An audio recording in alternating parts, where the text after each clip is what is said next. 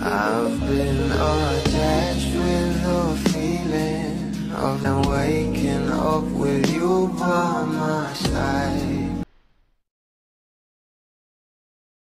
Pinag-uusapan na nga, tumaani na ng maraming komento ang isang interview na kung saan meron nga itong title na Best 10 Bets. Alam naman natin na itong ang ating Belle at Donnie Pangilinan ay sobrang hectic talaga ng kanilang bawat schedule. Lalong-lalo pa at ang dami nga nilang mga endorsement at projects na natatanggap. At kung saan itong ang ating Belle ay nakipag-banding pa nga sa kanyang mga kasing. Ito na nga guys ang update natin patungkol kay Belle Mariano. Narito nga guys sa nasabing video. I would say, kasi the hardest really is bringing stars to international destinations. Oh, yeah. Doon mo talaga makikita how easy it is to work with them. And I would say, like right now, we just took her to Seoul, Belle Mariano. Really, really very easy Si Belle to naman, work pag nakita mo, mukha naman madaling katrabaho Yes. So yan.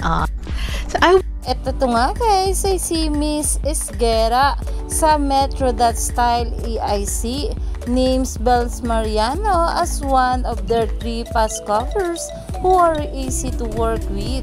The other 2 are Passion Muses, Ann Curtis and Heart Evangelista. Another proud moment for us fans. #Belle Mariano. Naumani nga agad ito ng maraming komento. At ayon nga dito, nakaka-proud naman ang Belle natin na sarap sa pakiramdam na marinig ang mga papuri sa kanya. Lalo ko tuloy minahal tong batang to. Nakakakilig pag may mga ganitong comment.